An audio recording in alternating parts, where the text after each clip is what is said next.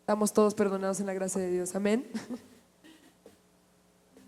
Bueno, familia, ¿qué día es hoy? Hoy día celebramos la muerte. ¿Se quedó en la tumba o resucitó? No escucho. ¿Quién resucitó? Amén, amén, familia. Tenemos mucho que celebrar. Entonces acompáñenme en alabanzas.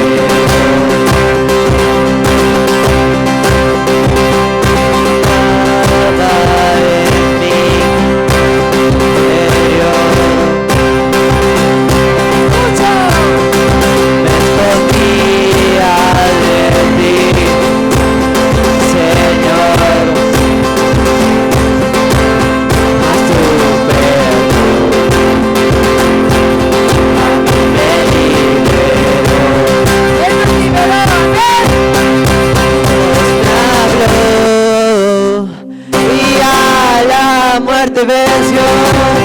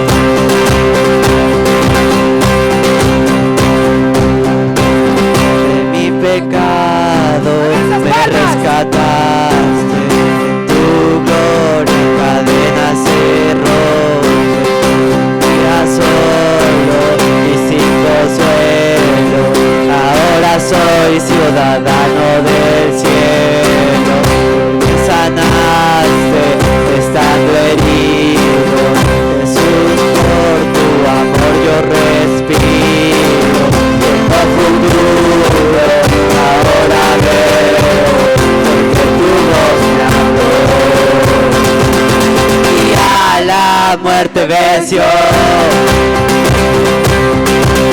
Glorioso día, tu sangre me rescató. Dios me habló y a la muerte venció. Glorioso día, tu sangre me rescató.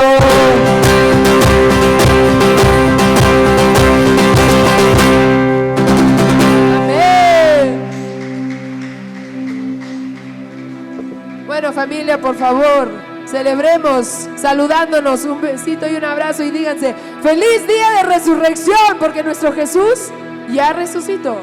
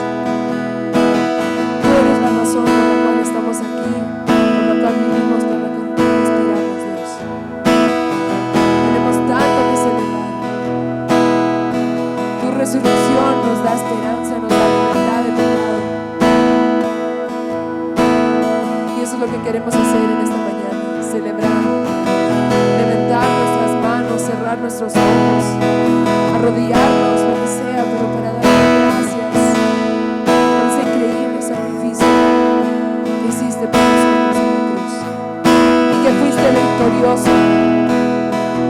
Ni la muerte ni el pecado ni Satanás te pudo atar allá, porque tú eres más fuerte, más poderoso que todo. Y nosotros, Calvary y Cajabamba, vamos a celebrarte esta mañana. Familia, acompáñame.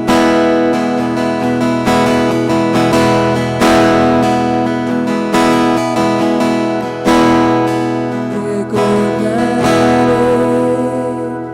aquella cruz donde sangró, murió Jesús, heridas por mí sufrió.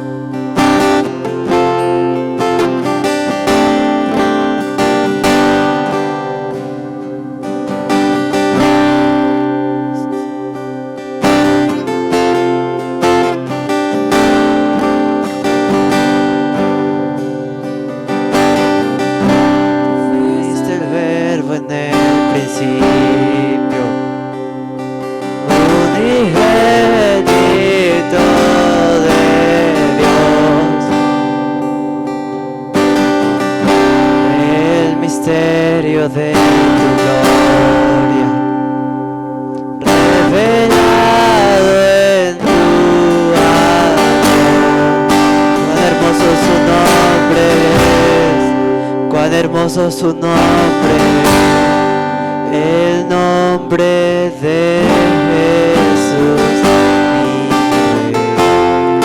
Cuán hermoso su nombre es, nada se iguala a él. Cuán hermoso su nombre es, no hay otro nombre.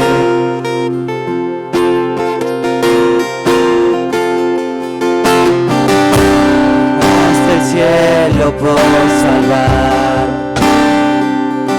me viniste a rescatar. Transgresión tú perdonaste, nada nos separará. Majestuoso su nombre es, majestuoso su nombre es, el nombre de Jesús. Majestuoso su nombre es, nada se iguala a él. Majestuoso su nombre es, no hay otro nombre. Señor Jesús, no hay nadie como tú. Nada se compara con tu nombre, Dios. Familia, con manos alzadas cantemos que nuestro Dios, la muerte venció, esa tumba está vacía. Amén. Amén, familia. No compara con nuestro Dios, cantemos con manos alzadas. Muerte Venciste, el velo partiste, la tumba vacía ahora está. Los cielos declaran, tu gloria proclaman, resucitaste en majestad. más, la muerte venciste. El velo partiste, la tumba vacía ahora está. Los cielos declaran, tu gloria proclaman, resucitaste en majestad. Inigualable, incomparable, hoy y por siempre reinará. Tuyo es el reino, tuya es la gloria, tuyo el poder y la autoridad.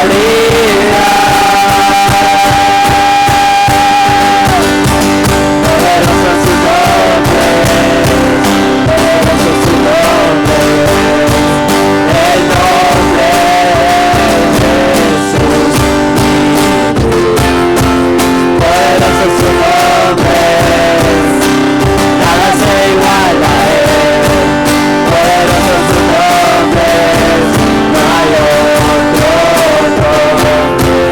Poderoso es su nombre, poderoso es su nombre, el nombre de Jesús. Poderoso es su nombre, nada se iguala a él. Poderoso es su nombre, no hay otro nombre.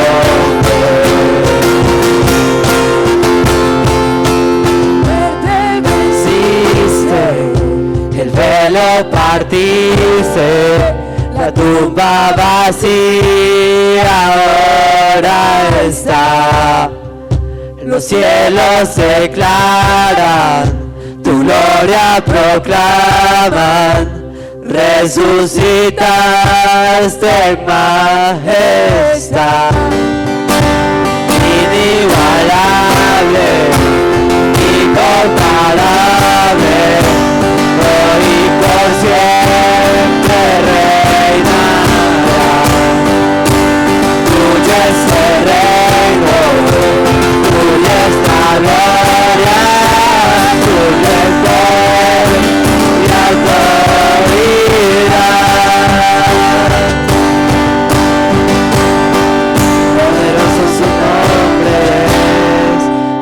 poderoso su nombre, el nombre de Jesús, mi Rey. Poderoso su nombre, nada se iguala a él. Poderoso su nombre, hay otro nombre. Cuán hermoso su nombre, cuán hermoso su nombre, el nombre de Jesús, mi Rey. Cuán hermoso su nombre, nada se iguala a él. Cuán hermoso su nombre, no hay otro nombre. Cuán hermoso su nombre, no hay otro nombre. Sí, Señor, gracias. Fuertes aplausos para nuestro Dios que resucitó. ¡Amén! Nada se compara contigo, Dios. Inigualable eres, Señor. La muerte venciste. La tumba vacía ahora está y nosotros podemos deleitarnos en tu presencia, tener una relación personal contigo, Señor. Qué privilegio, qué honor, Señor. Qué misericordia y compasión que tú nos demuestras.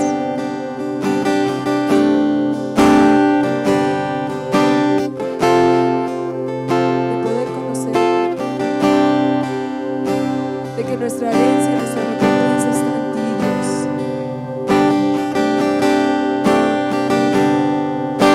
Podemos cada uno recordar de dónde nos has sacado, de ese barro, de ese hoyo, atados al pecado, a las inseguridades, Señor, y tú nos liberaste, nos diste perdón, nos diste tu palabra, Señor. Y ahora podemos hablar con el Dios del cielo y la tierra, el Dios infinito, el Dios todopoderoso. Cuán hermoso eres, Dios, majestuoso y poderoso Dios. Hoy día se trata de ti, como todos los demás días, pero más que nada hoy día, porque hoy día te celebramos, Dios. Ayúdanos a poner todo a un lado, todas las preocupaciones, los problemas, las cosas que nos están cargando. Nos dejamos a un lado para enfocarnos en ti, Señor, y darte la gloria y honra que tú mereces. Estamos tan agradecidos, Dios. En el nombre de Jesús. Amén. Familia Calvary, buenos días, bienvenidos. Hoy vamos a celebrar algo muy especial, algo realmente que es la base de nuestra fe. Hoy vamos a celebrar la resurrección de nuestro Señor Jesucristo, ¿no? El viernes celebramos su muerte y sabemos que ahí no quedó la historia, ¿no? Sabemos que Jesucristo, 3 días más tarde, resucitó y ahora está sentado a la diestra del Padre, abogando por cada uno de nosotros. Si alguien necesita una Biblia, por favor, levanten su mano para hacerles entrega de una Biblia, manténganla levantada, por favor. Todos tienen su espada en la mano, qué bueno. No se olviden también de apagar su celular. Vamos a cambiar el método de enseñanza esta vez. Vamos a dar los versículos bíblicos, pero lo que queremos es que ustedes lo busquen en su Biblia.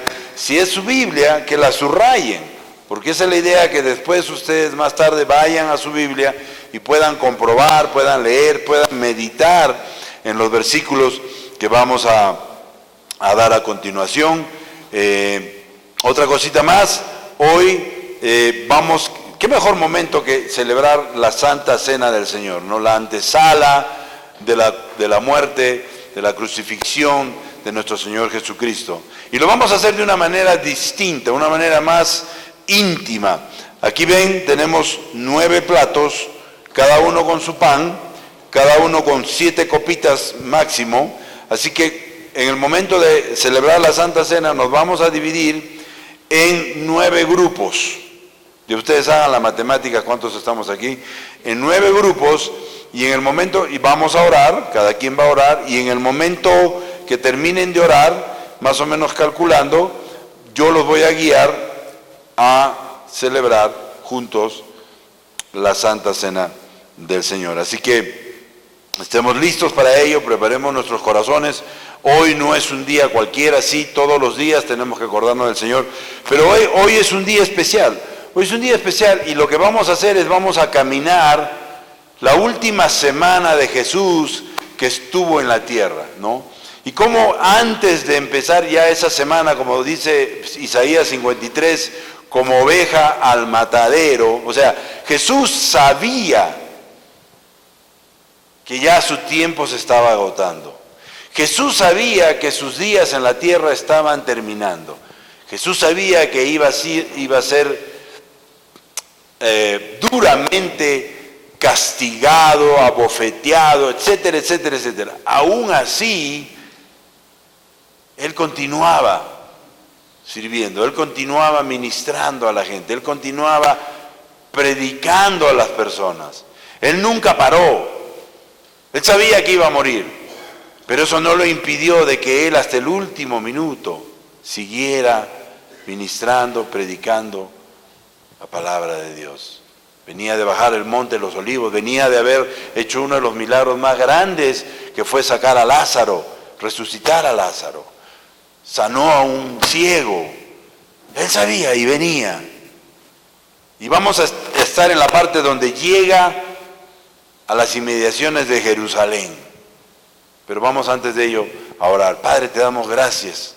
Gracias por este tiempo, Señor, que venimos a ti, Señor, a alabarte, a adorarte, Señor, y a recordar, Señor, ese sacrificio tan grande que hiciste en la cruz, Señor.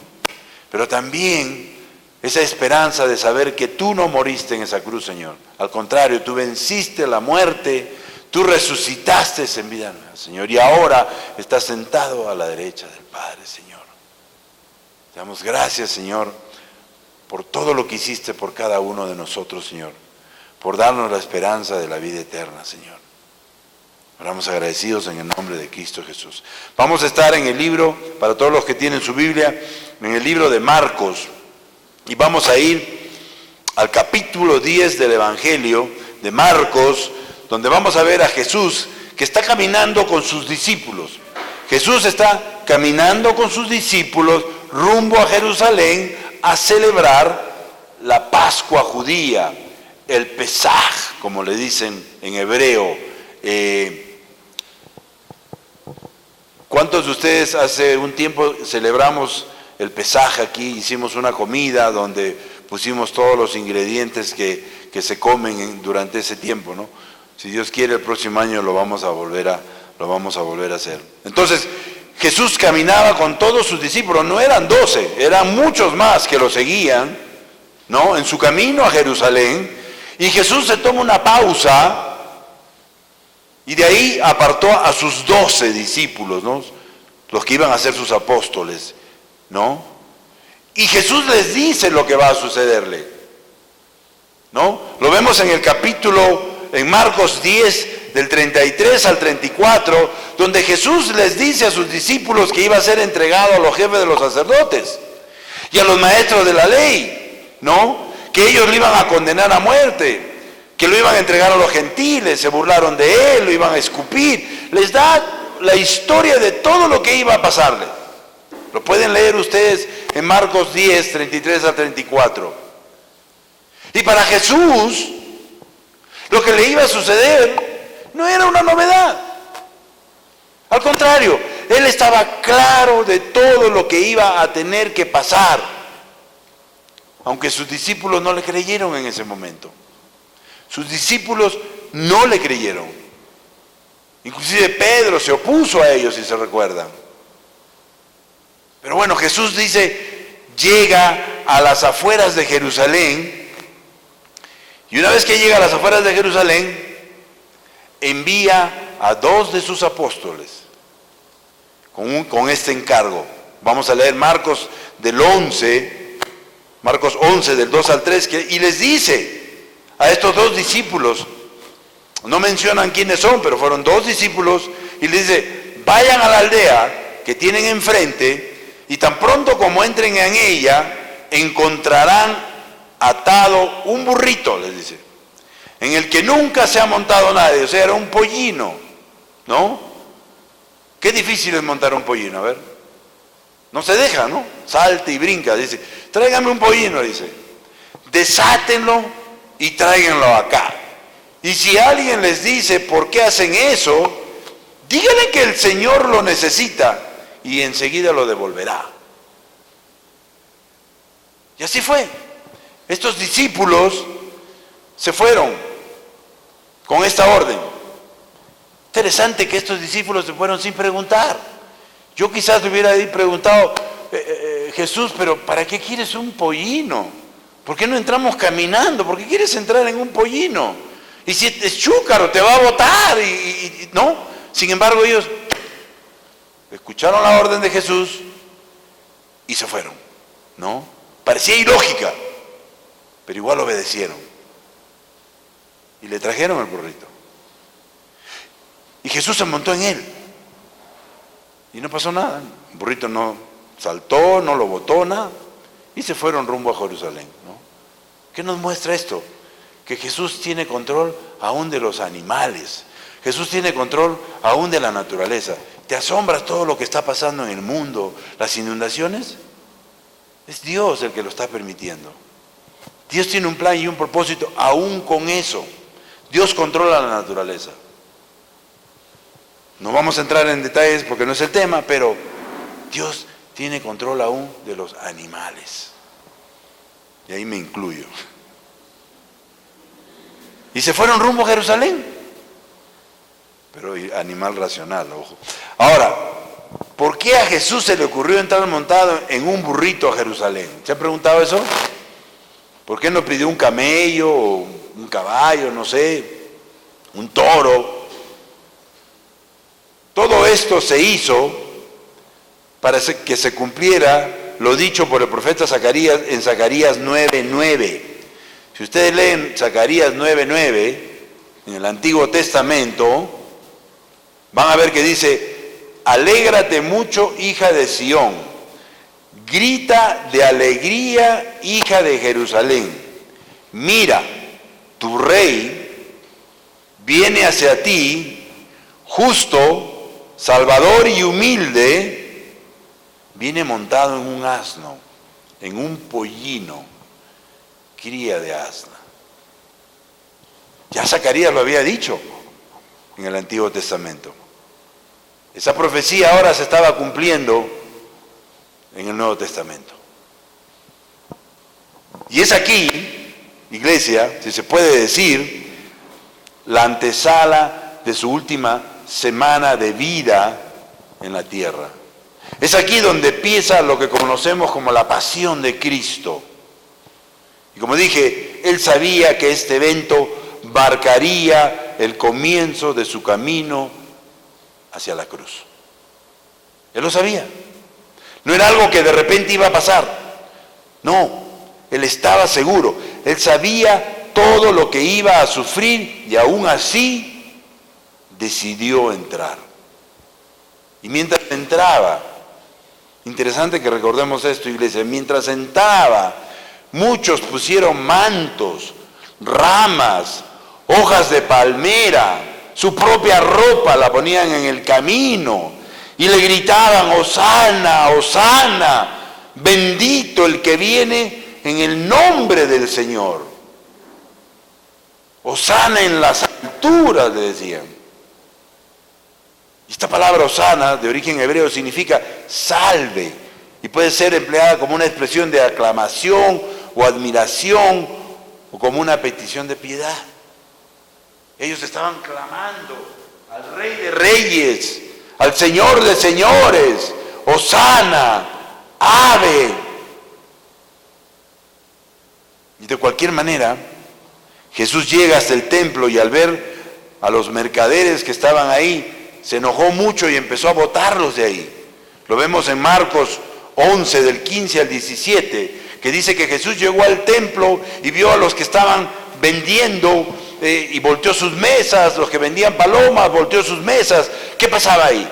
La gente venía de lejos de lugares muy lejos, y en lugar de traer sus animales para sacrificarlos, era mucho más cómodo llegar a Jerusalén y comprarlos ahí. Pues si se habían montado un tremendo negocio, ¿no?, en el mismo templo, ahí al costado del templo, donde venían los que iban a hacer sus sacrificios y compraban sus animales. Pero claro, estos mercaderes les cobraban el doble, el triple, y se aprovechaban de ellos. No, bueno, si tú quieres hacer tu sacrificio, acá tienes una paloma, pero esa paloma vale 10 soles, sí, pero ahora te va a costar 50, si quieres, ¿no? Y se aprovechaban de eso. Y eso fue lo que más cólera le dio a Jesús, que usaran su templo como un lugar de comercio, ¿no? Que usaran su templo para beneficiarse y a la vez, de alguna manera, aprovecharse de esas personas. Y quizás tú te preguntarás, ¿qué tiene de malo que vendan ahí? Pobrecitos, todos tienen derecho a ganar su dinerito, y sí es cierto, todos tenemos derecho a ganar nuestro dinero, viéndolo desde ese punto de vista. No tiene nada de malo, pero acordémonos que era la celebración del Pesaj. En hebreo significa pasar por alto o encima, o también llamada la Pascua judía, que era una de las celebraciones más importantes de los judíos. Era una celebración santa. Y estaban haciendo de una celebración santa un comercio.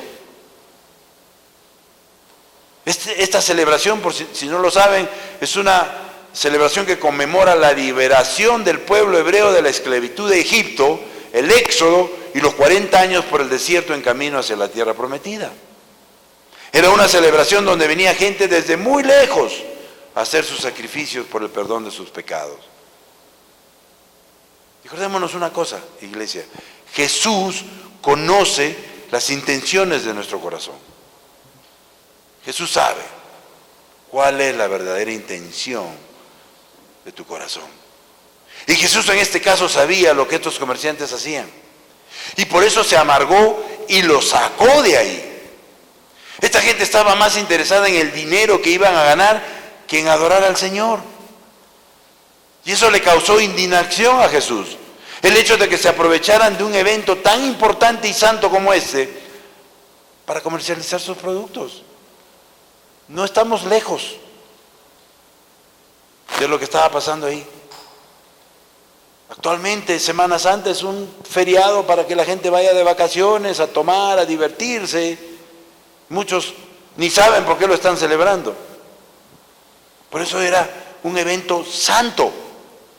Claro que sí, era santo, ya que esta celebración fue ordenada por Dios mismo. Lo vemos en el libro de Deuteronomio 16, del 1 al 3, que dice: aparta el mes de Abib para celebrar la Pascua del Señor tu Dios. Aparta este mes para celebrar la Pascua del Señor tu Dios. Porque fue en una noche del mes de Abib cuando el Señor tu Dios te sacó de Egipto. En la Pascua del Señor tu Dios sacrificarás de tus vacas y ovejas en el lugar donde el Señor decida habitar. Encima, no estaban sacrificando sus propias vacas, estaban comprando vacas ajenas. Hace un tiempo, y te digo, iglesia, no hay mucha diferencia con lo que vemos ahora, lo dije hace un rato. Comerciantes que han hecho de esta celebración solamente un comercio. Encima que cobran mucho más de lo que deberían cobrar por ello, no saben ni siquiera por qué se celebra o qué significa este feriado. Yo recuerdo ese tiempo vino una pareja de amigos de Estados Unidos y nos fuimos a caminar por el centro de la ciudad. Y de repente este amigo entró en una tienda y preguntó por una prenda de vestir. Y la persona que atendía le dio un precio a él. Al cambio al dólares le pareció barato, no le pareció caro, pero luego fue su esposa, que hablaba un poco de español, y le dijo: para ti te lo dejo más barato. Y por último entré yo le digo: oye, compadre, ¿cuánto vale esta prenda? Y me dijo: para ti es tanto. Y ese tanto era más barato que el precio que le había dado a mis dos amigos, y yo realmente me quedé sorprendido, así que fui, llamé a mis dos amigos y delante de él lo confronté. ¿Cómo es posible que a ellos les cobres más caro que a mí? ¿Saben lo que me contestó? Es que es Semana Santa, pues, y ellos son turistas, tienen plata, ellos son gringos, tienen plata. Y eso desgraciadamente pasa mucho. Comerciantes inescrupulosos que suben los precios de sus productos aprovechándose de una celebración o de la buena voluntad de la gente e incluso de su apariencia. Por supuesto nos fuimos y no le compramos nada. ¿Pero nos enojamos? Por supuesto que sí nos enojamos. Yo me enojé. Jesús se enojó al ver a los comerciantes en el templo. ¿Qué creen? Sí, se enojó. Y tú también te puedes enojar ante una situación así. Somos humanos y eso va a pasar, iglesia, pero Jesús no pecó. Y lo mismo tenemos que hacer nosotros, seguir su ejemplo. Y en la carta de los Efesios 4, 26, 27, el apóstol Pablo nos dice, si se enojan, no pequen. No permitan que el enojo les dure hasta la puesta del sol, ni den cabida al diablo. O sea, está bien, enójense, confronten a la persona en amor, pero no le menten el padre, la madre y toda la familia, ni le metan un golpe, menos. Enójense. Para eso el Señor nos ha dado el dominio propio. Pero luego Jesús, acuérdense que estamos recordando esa semana de Jesús, ¿no?, antes de su muerte y crucifixión.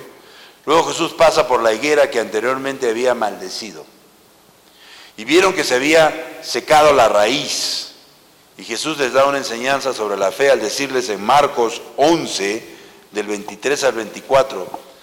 Miren lo que les dice: les aseguro que si alguno le dice a este monte, quítate de ahí y tírate al mar, creyendo lo que dice, sucederá. Por eso les digo, crean que ya han recibido todo lo que estén pidiendo en oración y lo obtendrán. En otras palabras, ¿tienes tú la fe suficiente para creer que vas a recibir lo que estás pidiendo? Yo no sé qué es lo que estás pidiendo en este momento. Puedes estar pasando por una situación terrible. Puedes estar pidiendo por un auto, de repente estás pidiendo un Ferrari, o puedes estar pidiendo una moto. Yo no sé por lo que estás pasando. Pero tú estás pidiéndole algo al Señor. Y la pregunta es, ¿tienes la fe suficiente para creer que vas a recibir lo que estás pidiendo? Y si no la tienes, ¿para qué te molestas en pedir? Surge entonces la pregunta, ¿cómo está tu fe? ¿O qué grado de fe tienes? Quizás alguno de ustedes ya ha escuchado esta historia, pero me pareció buena repetirla. Dice que hubo una vez en un pueblo una sequía tal que las cosechas se estaban perdiendo. Incluso no había agua ni siquiera para beber. Entonces el pastor llamó a todo el pueblo a orar para que llueva. Así que al día siguiente, a las 6 de la mañana, prácticamente todo el pueblo estuvo ahí en el estadio de la ciudad, ¿no? Como si nos fuéramos al estadio de aquí de Cajabamba. Todo Cajabamba estaba en el estadio, listos para orar, ¿no?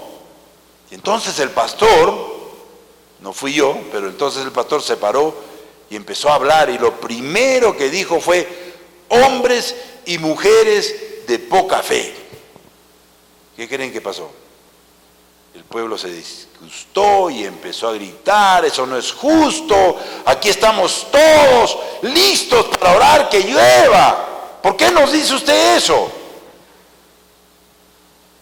Y el pastor, muy calmado, les contestó: sí, es cierto, pero ninguno de ustedes ha traído un paraguas.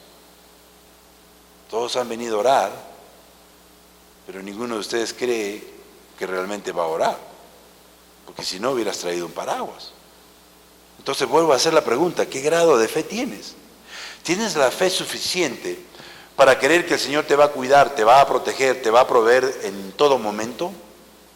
¿Tienes la fe necesaria para creer que lo que estás pidiendo se va a cumplir? ¿Y traes anticipadamente tu paraguas? Yo creo que a medida, y esto no estoy juzgando a nadie, pero yo creo que a medida que vamos conociendo quién es Él, su carácter, su gracia, su misericordia, sus milagros que hace en nuestra vida, nuestra fe va creciendo. Luego la autoridad de Jesús es puesta a prueba por unos jefes de los sacerdotes, los maestros de la ley y los ancianos. Y cuando Jesús les hizo una pregunta, porque Jesús tenía esa costumbre, tú le preguntabas algo y él te contestaba con otra pregunta. Es una buena estrategia de marketing incluso. Ellos les respondieron, no lo sabemos. Y Jesús les respondió, pues yo tampoco les voy a decir con qué autoridad hago esto. Si ustedes no saben, yo no se los voy a decir. Como quien dice, investíguenlo, búsquenlo ustedes. Pero lo que Jesús quiso enseñarles en ese momento fue, crees saber mucho, pero en realidad no sabes nada. Y en 1 Corintios 8, 1, la segunda parte, el apóstol Pablo nos dice, el conocimiento envanece, mientras que el amor edifica. Mejor dicho, iglesia, ¿de qué vales que conozcas la Biblia al revés y al derecho? Es más, el enemigo, el diablo lo sabe. ¿De qué vale que la conozcas al revés y al derecho si odias a tu hermano? ¿O no eres capaz de ayudarlo cuando él más lo necesita? Jesús continuó enseñando a sus discípulos grandes verdades como cuál es el mandamiento más importante. ¿Ustedes saben cuál es el mandamiento más importante? Fue ahí cuando uno de los maestros de la ley se le acercó y le preguntó, lo vemos en Marcos 12, del 28 al 31, cuando le dice, Señor, ¿cuál es el mandamiento más importante? Y él le dijo, el primero, amarás a tu Dios con todo tu corazón, con toda tu alma, con toda tu mente y con todas tus fuerzas. El primero, el más importante. Y el segundo es, ama a tu prójimo como a ti mismo. No hay otro mandamiento más importante que estos. Si no amas a Dios, menos vas a amar a tu prójimo. Vas a fingir amarlos, pero no te va a salir un amor genuino, un amor auténtico. O sea, ¿de qué vale que asistas a la iglesia? ¿De qué vale que te sepas versículos bíblicos de memoria? O que sacrifiques un plato de comida para dárselo a los pobres. Hoy que vamos a almorzar, me das tu plato si no lo quieres. Cuando en realidad no amas. En realidad no amas a Dios. No amas a tu prójimo. Sino que lo haces por otros motivos. Yo no lo sé, pero Dios sí lo sabe. Y quiero resaltar el versículo 30 que dice, ama al Señor tu Dios con todo tu corazón, con toda tu alma, con toda tu mente y con todas tus fuerzas. Con esto vemos que lo que Dios en verdad quiere de parte de nosotros es amor. Nosotros podemos obedecer a Dios sin amarle. Yo puedo obedecer a alguien sin amarle. Yo estaba en el colegio militar, detestaba a uno de los capitanes porque me paraba cacheteando, pero sin embargo cuando él me decía, quiero que vayas a la chancería, yo decía, sí, mi capitán, y lo obedecía sin chistar. Lo detestaba, pero lo obedecía. Pero aquí el Señor no quiere esto. Aquí el Señor lo que quiere es un amor genuino de parte de nosotros, que lo obedezcamos porque lo amamos con todo nuestro ser. Y si es así, va a ser más fácil obedecerlo. Si tú realmente amas a Dios, va a ser más fácil que lo obedezcas. Este es el primer mandamiento que les dio Adán y Eva. Adán y Eva tuvieron, antes que cualquier otro mandamiento, A ellos se les había ordenado que amaran al Señor su Dios, quien los creó. No podían amar al prójimo, porque, bueno, sí, entre ellos, porque aparte de eso no había nada más, pero este es el primer mandamiento en cuanto a prioridad. Así que cualquier otro acto de obediencia está vacío si no amamos primero a Dios. Luego Jesús, una vez más, manda otra vez a 2 de sus discípulos con este encargo. Lo vemos en Marcos 14, del 13 al 16. ¿Se dan cuenta que Jesús siempre enviaba de a dos? Nunca enviaba a uno solo, siempre enviaba de a dos. En caso que uno se desanime, el otro lo anima, o viceversa, ¿no? El Señor me envió a mí con Sandra, para que cuando Sandra se desanime, yo la anime, ¿no? Pero bueno, ahí Sandra, ahí envió el Espíritu Santo con ella. ¿Qué les dijo en Marcos 14, del 13 al 16? Otra vez, vayan a la ciudad, y les saldrá al encuentro un hombre que lleva un cántaro de agua, síganlo, y ahí donde entre, díganle al dueño, maestro pregunta, ¿dónde está la sala en la que pueda comer la Pascua con mis discípulos? ¿No?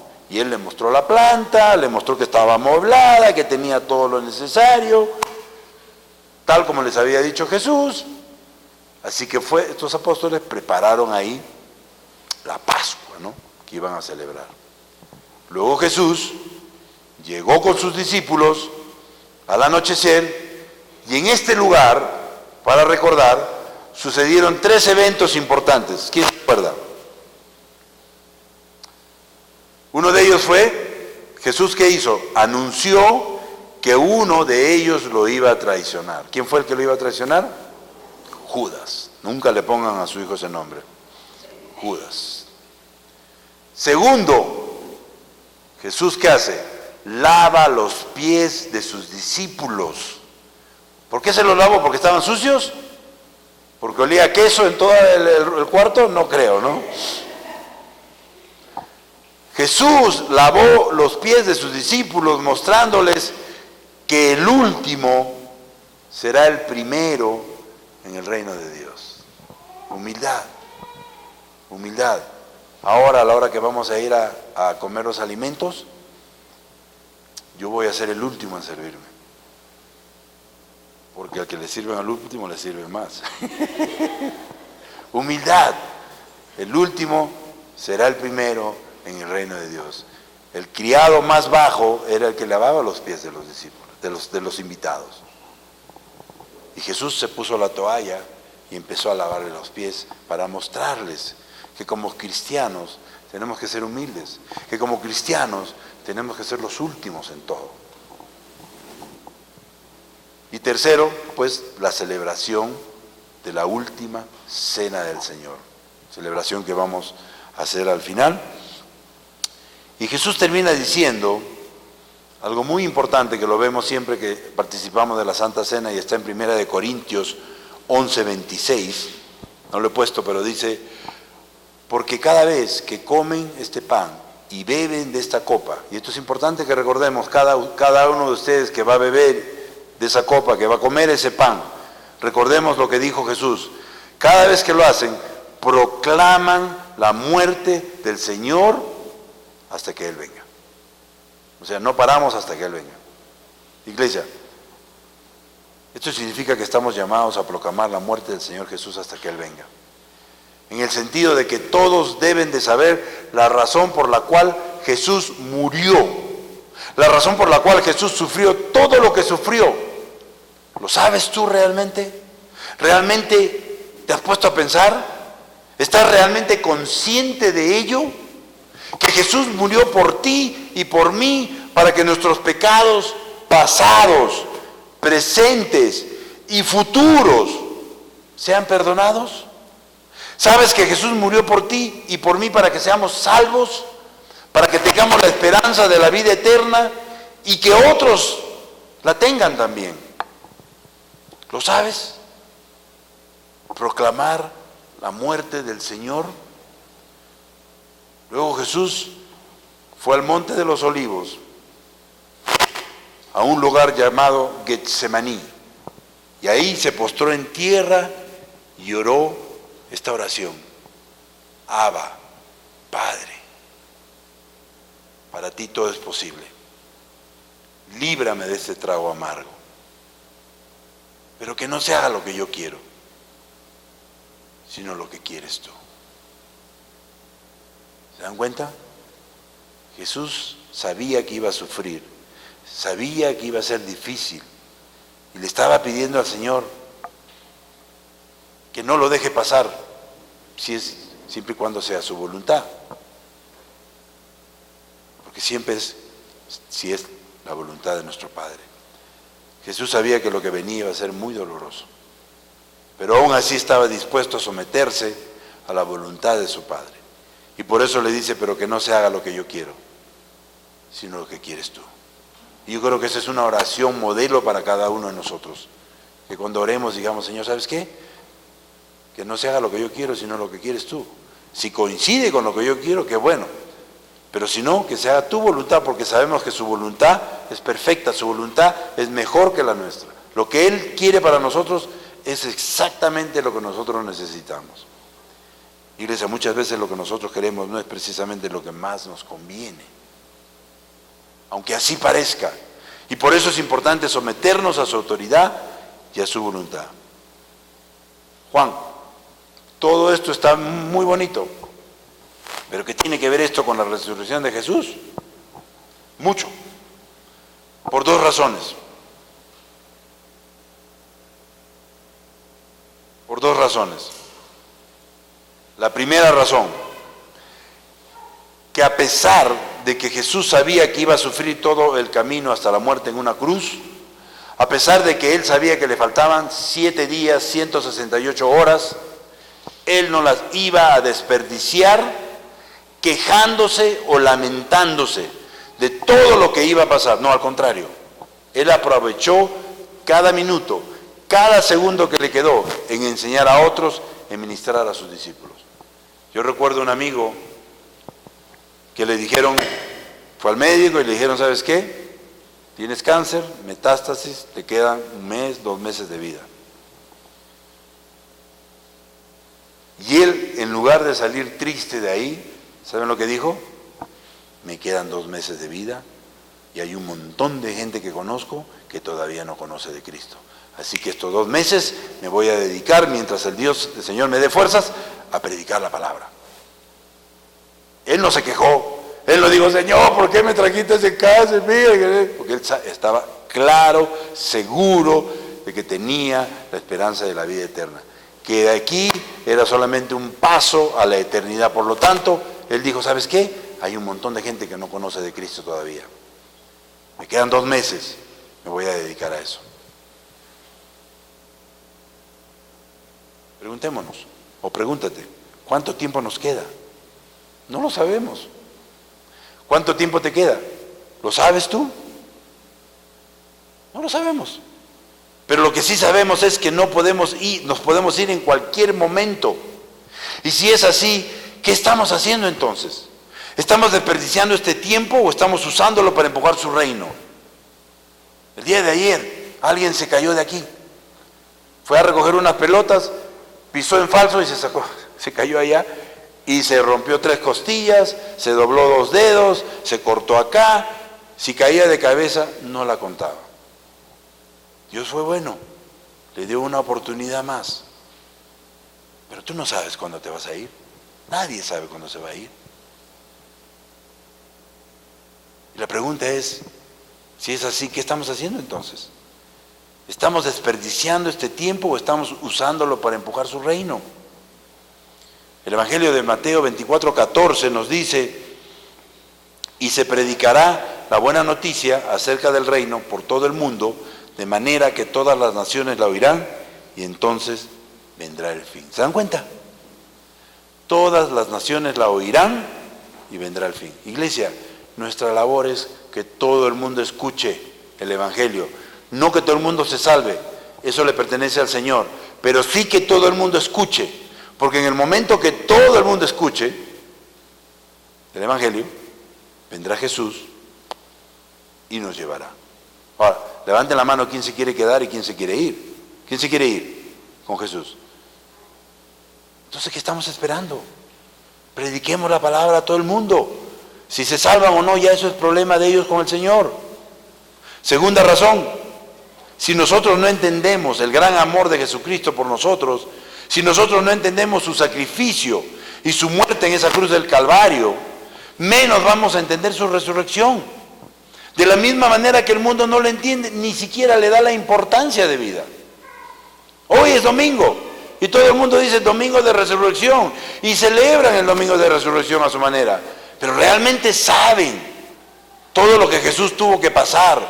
¿Realmente saben que Jesús resucitó? El mundo celebra este día como un feriado más en el calendario. Muchos incluso no saben ni qué celebran.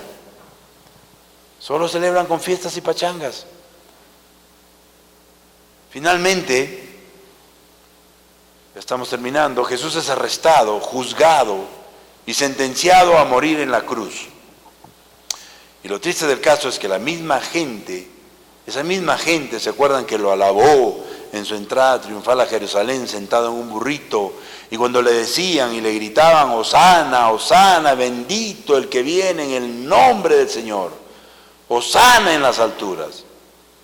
Dice la misma gente que ahora le grita, crucifíquenlo, crucifíquenlo. Qué irónico, ¿no? Qué irónico que aquellos que dicen amarte, después te dan la espalda y ahora quieren matarte. Desgraciadamente muchas veces nosotros mismos, iglesia, nosotros mismos, con nuestra boca, con nuestra manera de actuar, con nuestra boca profesamos amar a Cristo. Y yo lo amo y cantamos las alabanzas, te amamos, Señor, sí. Sin embargo, muchas veces con nuestras acciones, cada vez que mentimos, cada vez que fornicamos, cada vez que cometemos adulterio, cada vez que vemos pornografía, estamos de alguna manera diciendo, crucifíquenlo, crucifíquenlo. Jesucristo fue juzgado, luego sentenciado a morir crucificado, fue entregado a los soldados romanos para ser azotado. Dice el texto en Marcos 15, del 16 al 17, que los soldados llevaron a Jesús al patio del palacio, llamado Pretorio, y reunieron a toda la tropa. Le pusieron una capa de color oscuro, trenzaron una corona de espinas, como esa que ven allá, y se la pusieron. Ahora, quiero decirles que esa corona de espinas que le pusieron, no se la pusieron encimita, ahí nomás, ahí que no le duela mucho, ahí, no. Se la incrustaron en la cabeza, así. Tienen tiempo, vayan, agarran esa corona y hagan la prueba. Se la incrustaron. Solamente de tocarla te haces herida. Ustedes no tienen ni idea de todo lo que eso debe doler. Aquí en Cajabamba existe el mismo árbol del que hicieron la corona de espinas, lo hemos visto cuando hemos ido a Jerusalén, le llaman aquí gualango. Y solo al tratar de sacar una rama, que nos ha pasado cuando hemos ido a limpiar para el refugio, y te pinchas un dedo, porque ese pedacito se rompe incluso ahí adentro, es dolorosísimo.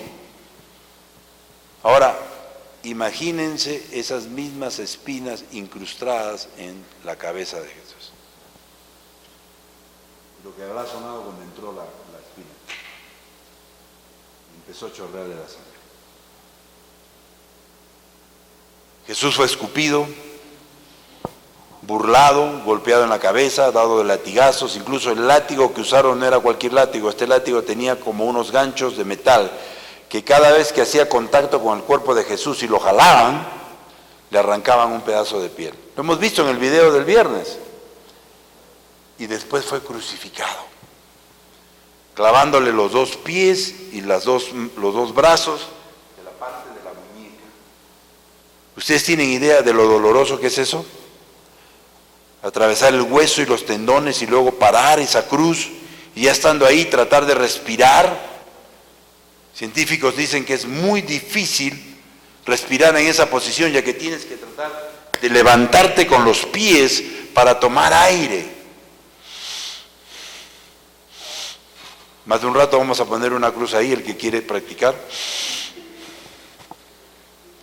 Eventualmente terminas asfixiándote. Juan, otra vez, ¿por qué nos cuentas todo esto? Les cuento todo esto, iglesia, para que entiendan el gran amor de Jesús por nosotros. Que a pesar de todo esto que Él sabía que iba a sufrir y mucho más, Él lo hizo por amor a ti, a ti, a ti, a ti, a ti, a mí. Por amor a todos. Es más, Él estando en la cruz, ¿qué dijo? Padre, perdónalos porque no saben lo que hacen. Demostrando ese gran amor por nosotros, ese amor ágape, ese amor incondicional, ese amor que a pesar de, yo te sigo amando. Si nosotros no entendemos esto, iglesia, entonces su sacrificio fue en vano. Si nosotros, en lugar de adorar a Jesús y darle el lugar que le corresponde, adoramos ídolos o imágenes de piedra, madera o cerámica, entonces no hemos entendido lo que Él hizo por ti y por mí en esa cruz. Pueden leer el libro de Isaías 44, del 9 al 11, donde justamente nos habla de los ídolos que son inútiles, que son obras hechas por la mano del hombre, y que esa madera, después que se usa, también se usa para quemarla, etcétera, etcétera. ¿Qué es lo que menos le agrada al Señor? Entonces surge otra vez la pregunta, ¿para qué vino Jesús?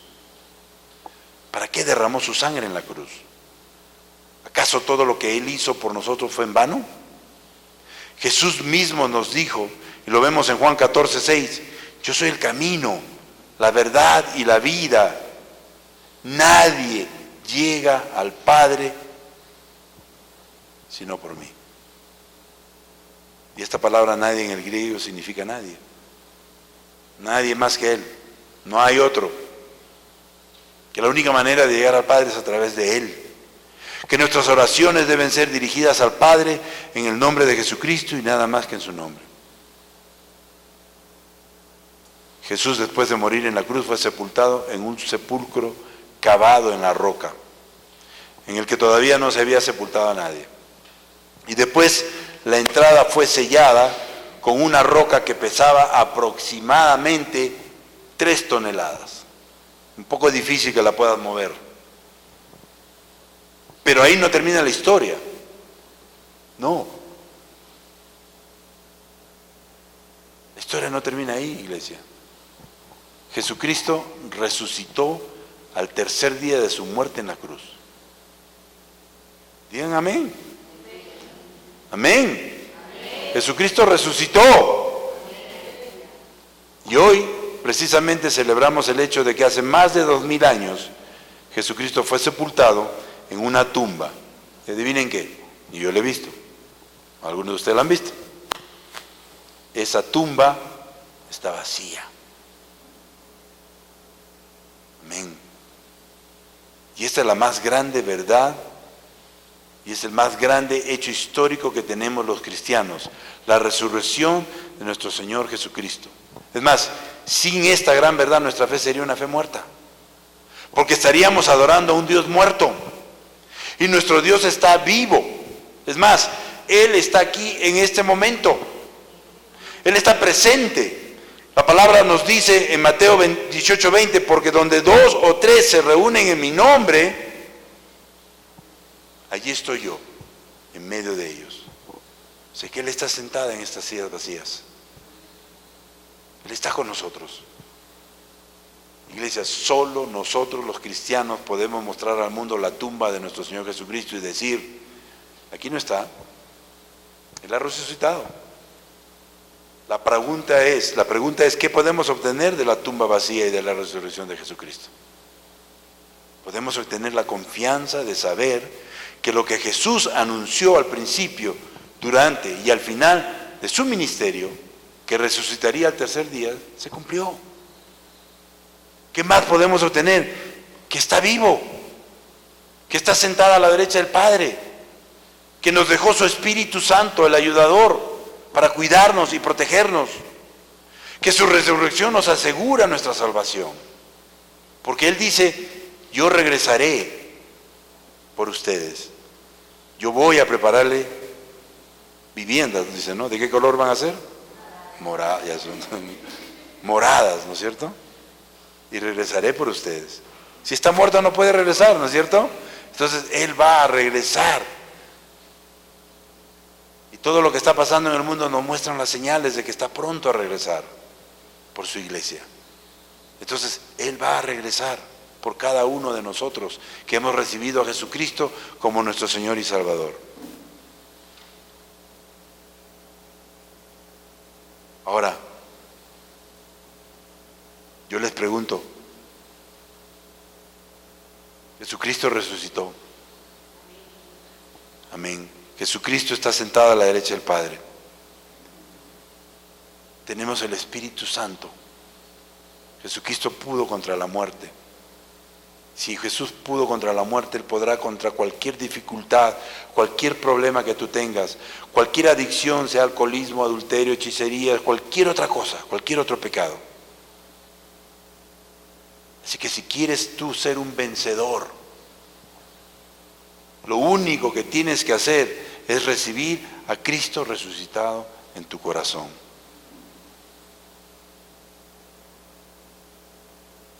En conclusión, la resurrección de Jesús venció el poder del pecado.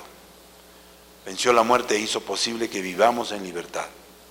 Jesús, al resucitar de entre los muertos, se convirtió en el libertador que nos hace libres de la esclavitud del pecado.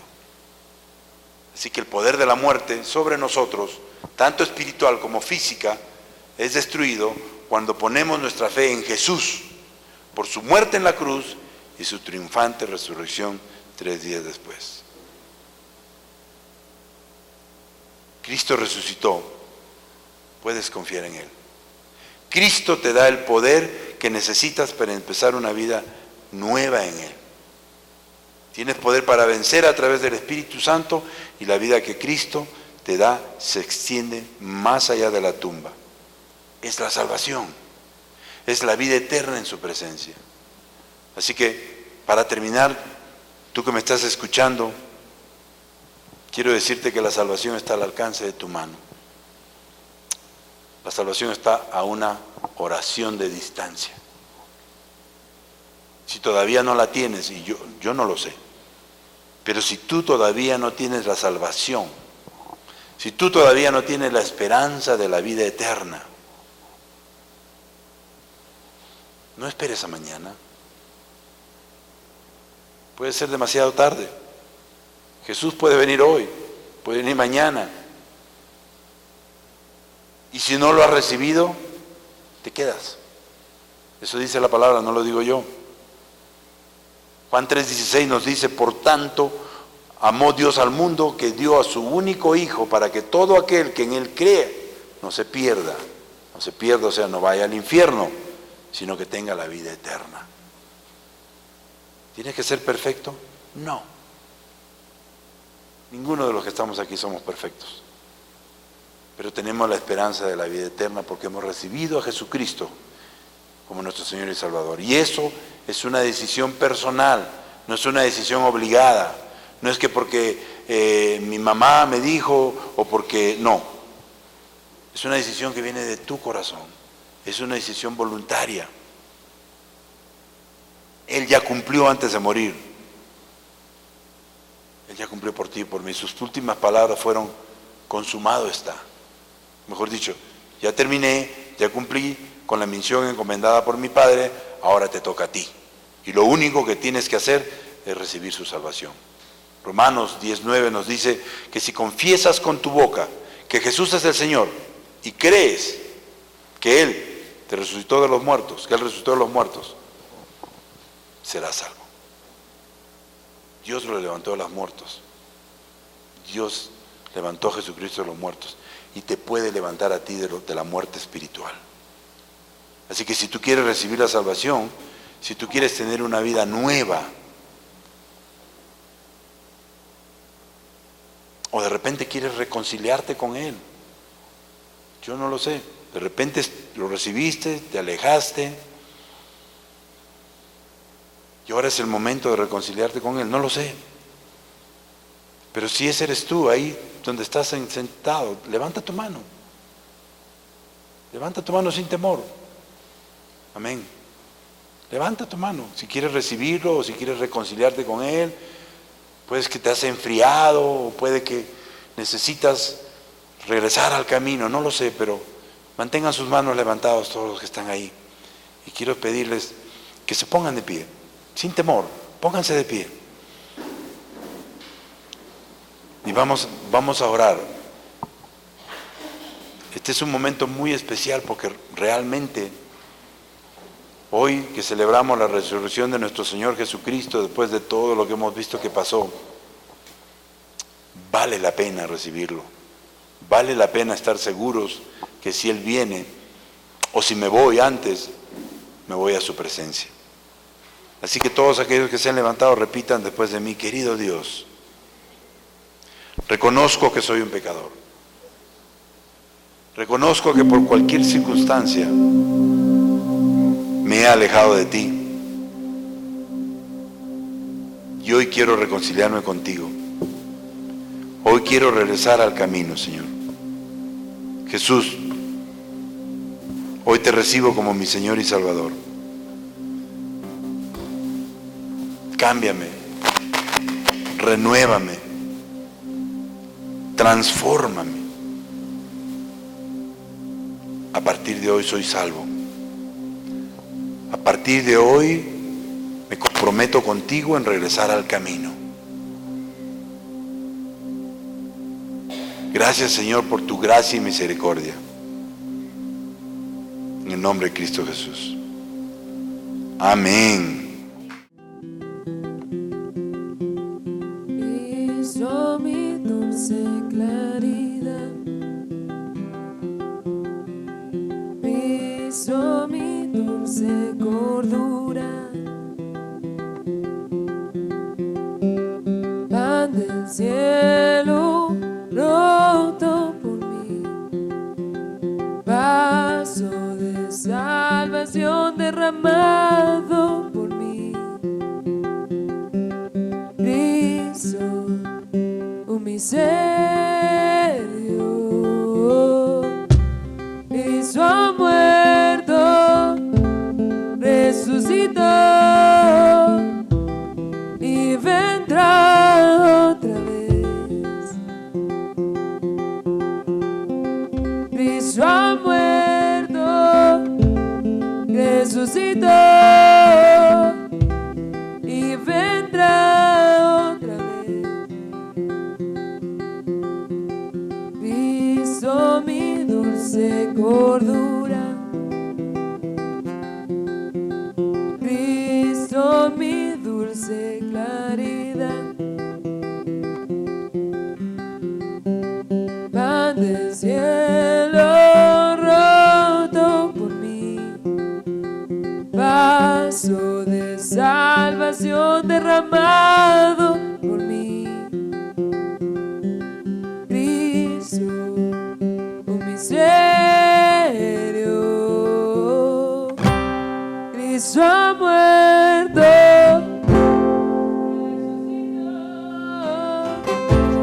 y vendrá otra vez. Cristo ha muerto, resucitó y vendrá otra vez. Cristo ha muerto, resucitó y vendrá otra vez. Cristo ha muerto, resucitó y vendrá otra